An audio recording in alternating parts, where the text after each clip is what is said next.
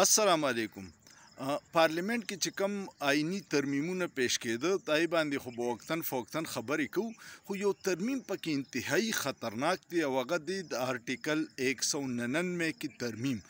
آرټیکل 199 کې دا ترمیم کوي. تاسو ته پته ده چې پاکستان کې غټه مسله د لاپته افراد دی، بلوچیان ټول احتجاج کوي.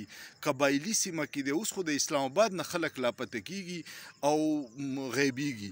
نو په دغه آرټیکل کې چې ترمیم وشي، اوس خو دا ده چې عدالتونه دي د اسلام آباد های کورټ جسټس محسن اخترکیانی یا بابر ستار پای کې سیکټر انچارج یا د ایجنسیانو مشرانو نه جواب غواړي چې دا ترمیم وشي. بیا به ته د هیچ چا نه تپوس نشي کولی او عدالتونو نه دا اختیار ختموي، یعنی چې ستاسو رور خور وراره پلار غیب شي نو ته یو عدالت ته نشي تللی، ځکه چې د عدالتونو نه دا اختیار ختم کو چې د لاپته افراد به څه د ایجنسیانو نه تپوس نشي کولی.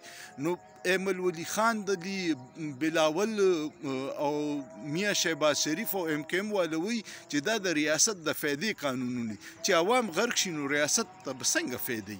ستاسو څه خیال دی؟ سوچ پیو کا په سوچ کې څه ګناه نشته.